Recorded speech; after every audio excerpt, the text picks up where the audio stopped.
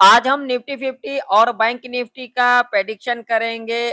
क्या कल के दिन Nifty 50 bank Nifty gap up खुल सकती है?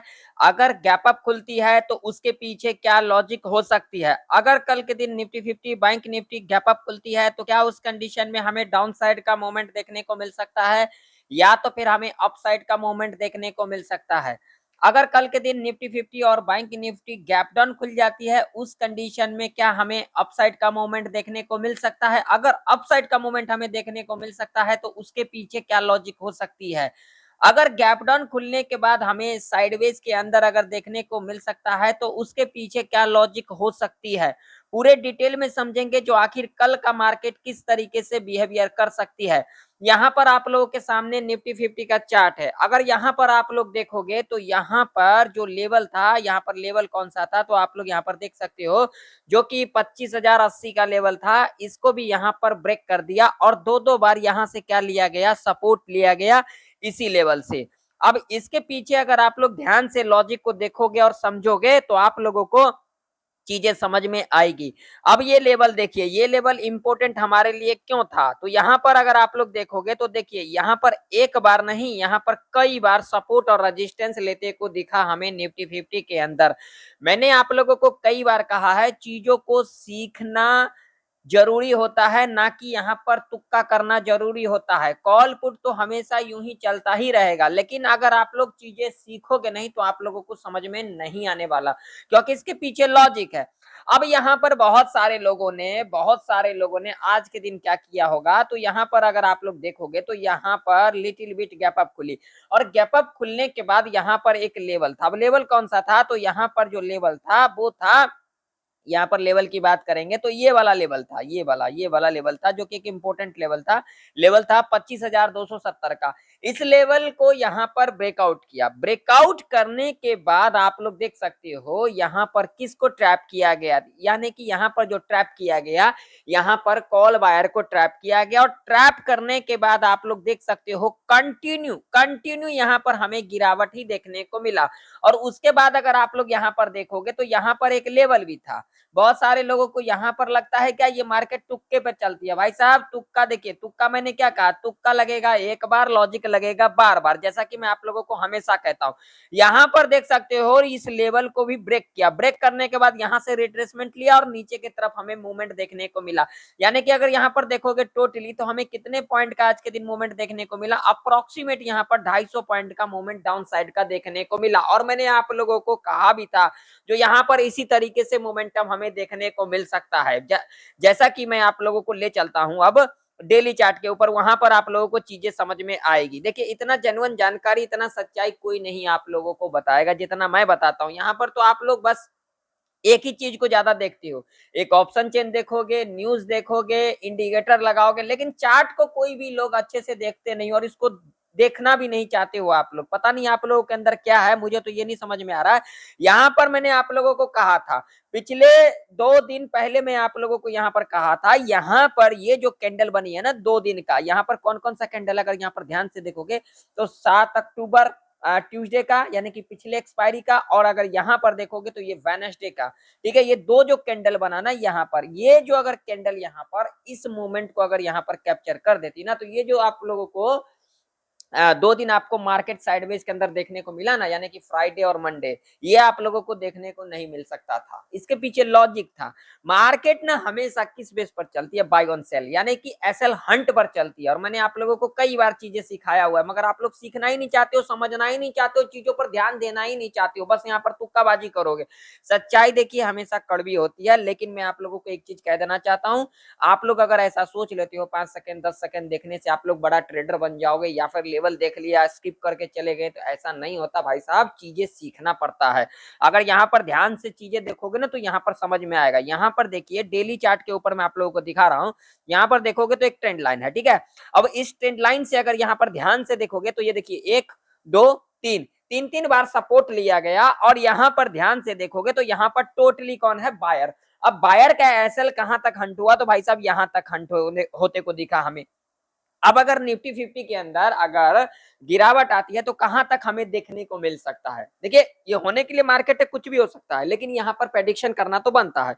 मैंने कई बार आप लोगों को कहा है, कई बार सिखाया, तो देखिए अब यहाँ पर चीजें क्या समझ में आ रही है भैया। 24,700 का जो लेवल है ना, ये एक इंपॉर्टेंट लेवल है, ठीक है ना। देखिए मार्केट है, यहाँ पर कुछ भी हो सकता है एक दिन में ही हमें गिरावट देखने को मिल जाए, 2 दिन में देखने को मिल जाए, 3 दिन में देखने को मिल जाए, या फिर यहीं से हमें एक ऊपर का ही मूवमेंट देखने को मिल जाए। मार्केट है, लेकिन प्रेडिक्शन क्या, प्रेडिक्शन का मतलब ही होता है जो हमें अगला दिन क्या करना है, अगले दिन क्या कुछ करके हमें चलना है, कहां पर हमें देखना है, कहां पर हमें चीजें समझना है।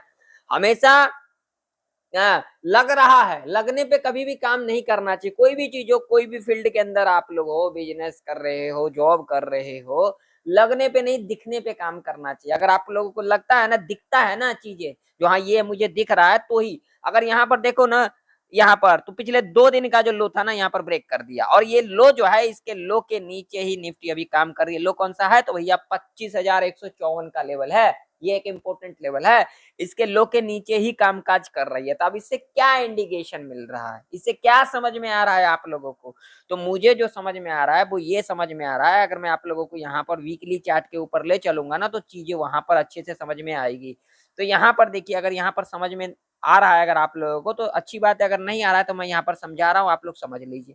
यहाँ पर देखोगे तो यहाँ पर देखिए, वीकली चार्ट के ऊपर भी हमारा ट्रेंड लाइन है, और इस ट्रेंड लाइन से देखिए, एक बार, 2 बार और 3 बार यहीं से हमें क्या लेते को दिखा, यहाँ से करेक्शन लेते को दिखा। और नीचे की तरफ भी अगर आप लोग देखोगे तो यहाँ पर भी हमारा ट्रेंड लाइन जो है यहाँ पर बनते को नजर आ रहा है। आप लोग यहाँ पर देख सकते हो, 1 बार, 2 बार, 3 बार, यानी कि ऊपर से भी हमें 3 बार रेजिस्टेंस लेते को दिखा ट्रेंड लाइन से, और नीचे की तरफ भी हमें ट्रेंड लाइन से सपोर्ट लेते को दिखा। यानी कि अभी जो मूवमेंट है इसी के अंदर, अब ये बड़ा मूवमेंट डाउन साइड का या फिर अप साइड का कब दिखा सकती है निफ्टी 50 के अंदर, इसके ऊपर बात कर लेते हैं। तो देखिए, अगर वीकली चार्ट के ऊपर अगर निफ्टी इस लेवल के ऊपर जाती है, अब लेवल कौन सा है? तो भैया यहाँ पर लेवल जरा समझ लो, तो लेवल कौन सा है? तो यहाँ पर सीधा सीधा लेवल है 25,450 का। अगर इसके ऊपर जाती है तो ही हमें ऊपर का मूवमेंट देखने को मिल सकता है। नीचे नीचे वही वाला लेवल 24,690 यानी 700 का लेवल, अगर इसके नीचे सस्टेन कर जाती है तो हमें एक नीचे का मूवमेंट देखने को मिल सकता है। और ये जो टोटली जो है ना, ये टोटली आप लोग यहाँ पर देख सकते हो, ये जो रेंज है, ये रेंज तो भाई साहब, इस रेंज में तो हमें संभल करके कामकाज करना चाहिए इस रेंज में, क्योंकि इसके पीछे लॉजिक है। मैं आप लोगों को डेली चार्ट के ऊपर दिखाता हूँ ताकि आप लोगों को चीजें समझ में आएगी। डेली चार्ट के ऊपर भी देखोगे तो देखिए, अब यहाँ पर ध्यान से समझना मेरी बातों को। यहाँ पर देखो, यहाँ से बाइंग स्टार्ट हुई, यहाँ तक आई, फिर यहाँ से बाइंग स्टार्ट हुई, यहाँ तक आई, फिर उसके बाद यहाँ पर सेलिंग हुई, फिर यहाँ तक हमें देखने को मिला। अब हमें क्या देखने को मिल सकता था? देखिए, यहाँ से यहाँ, यहाँ से यहाँ, यहाँ से यहाँ, अब यहाँ से अगर सपोर्ट लेकर के, इस ट्रेंड लाइन से सपोर्ट लेकर के अगर निफ्टी जाती है तो हमें इस ट्रेंड लाइन तक देखना होगा, ठीक है। और उसके बाद अगर इस ट्रेंड लाइन से आती है तो यहाँ तक का मूवमेंट, यानी कि यहाँ पर जो अभी मूवमेंट है, मेरे हिसाब से, मेरे एक्सपीरियंस के हिसाब से अभी के टाइम पर, वो मुझे डाउन साइड का ही मूवमेंट देखने को मिल रहा है। क्योंकि यहाँ पर टोटली देख सकते हो किसका एसएल है, तो बायर का एसएल है। तो यहाँ पर हो सकता है जो बायर का एसएल है यहाँ तक हंट करने आ सकती है निफ्टी 50 के अंदर। और मार्केट किस बेस पे चलती है? बाय ऑन सेल और एसएल हंट पर चलती है, जो कि आप लोगों को सुनने में अच्छा ही नहीं लगता है। आप लोगों को चीजें सीखना ही नहीं है, आप लोगों को तुक्का करना है। आप लोग यहाँ पर कॉल पुट करने आते हो, आप लोग सीखने पे ध्यान ही नहीं देते हो, चीजों को समझना नहीं चाहते हो। जो लोग सच्चाई बोलेगा उसको तो बस आप लोग बोलोगे बस ये क्या ही बोल रहा है। अरे भाई साहब, उसके पीछे लॉजिक होता है। मैंने कल के एनालिसिस के अंदर भी आप लोगों को बताया था लेवल कौन कौन से इंपॉर्टेंट है। पहले भी मैंने आप लोगों को बताया था। ये जो था ये टोटली अनएक्सपेक्टेड था। लोगों को यहाँ पर लगा भैया आप तो बाइंग आ गई, आप तो ऊपर हम भागते हैं। अब यहाँ पर लोग ऊपर भागे और उसके बाद देखिए यहाँ पर क्या हुआ, आप लोगों के सामने है। तो देखिए, चीजें समझना होता है, चीजों को जब तक समझेंगे नहीं ना तब तक हमें कुछ भी समझ में नहीं आता है ना। अब कल के दिन किस तरीके से कामकाज हो सकती है, क्या लॉजिक हो सकती है, गैप डाउन खुलती है तो उसके पीछे क्या लॉजिक हो सकती है, गैप डाउन खुलने के बाद डाउनफॉल दिखाती है तो उसके पीछे क्या लॉजिक हो सकती है, अगर गैप अप खुल जाती है तो उसके पीछे क्या लॉजिक हो सकती है। तो सारे लॉजिक हम डिटेल में समझ लेते हैं। तो सबसे पहले अगर हम यहाँ पर बात करेंगे निफ्टी 50 के अंदर, अगर रजिस्टेंस की बात करेंगे इंट्राडे के बेस के ऊपर, तो उसके लिए हम यहाँ पर सबसे पहले लगाएंगे 15 मिनट का टाइम फ्रेम। और 15 मिनट के टाइम फ्रेम के ऊपर अगर हम बात करेंगे रजिस्टेंस की, तो जो हमारे लिए अभी के टाइम पर जो रेजिस्टेंस निकल के आ रही है वो सीधा सीधा निकल के आ रही है भाई साहब, ये वाला लेवल जो कि एक इंपॉर्टेंट रेजिस्टेंस के रूप में कामकाज कर सकती है। निफ्टी 50 के अंदर 25,363 का जो कि एक इंपॉर्टेंट रेजिस्टेंस है हमारे लिए अभी के टाइम पर इंट्राडे के बेस के ऊपर। सपोर्ट की अगर हम बात करेंगे तो जो सपोर्ट निकल के आ रही है हमारे लिए जो कि एक इंपॉर्टेंट सपोर्ट के रूप में कामकाज कर सकती है वो है सीधा सीधा लेवल जो मेरे लिए निकल के आ रही है, वो निकल के आ रही है यहाँ पर 24,930 का लेवल जो कि एक इंपोर्टेंट यहाँ पर सपोर्ट के रूप में कामकाज कर सकती है। यहाँ पर लॉजिक देखिए, लॉजिक समझेंगे तभी आप लोग को समझ में आएगा। लॉजिक अगर आप लोग यहाँ पर देखोगे तो देखिए यहाँ पर ध्यान से समझना मेरी बातों को, कोई जल्दबाजी नहीं है। यहाँ पर देखोगे तो यहाँ पर देखिए एक बार यहीं से रेजिस्टेंस लिया गया, दो बार रेजिस्टेंस लिया गया, उसके बाद देखिए अगला दिन इसी लेवल के ऊपर गैप अप खुली, फिर यहाँ से रिट्रेसमेंट लिया, फिर ऊपर का मूवमेंट देखने को मिला, फिर लेवल को ब्रेक किया, ब्रेक करने के बाद हमें क्या देखने को मिला, डाउन साइड का मूवमेंट देखने को मिला। उसके बाद अगर आप लोग यहाँ पर ध्यान से देखोगे तो यहाँ पर देखिए तीन तीन बार यहाँ से क्या लिया गया, रेजिस्टेंस लिया गया, उसके बाद देख सकते हो लेवल को ब्रेकआउट किया। उसके बाद आप लोग यहाँ पर देख सकते हो कल के दिन इसी लेवल से हमें बार बार यहाँ पर देखने को मिला। तो यानी कि ये जो लेवल है ना, ये लेवल हमारे लिए एक इंपॉर्टेंट लेवल है।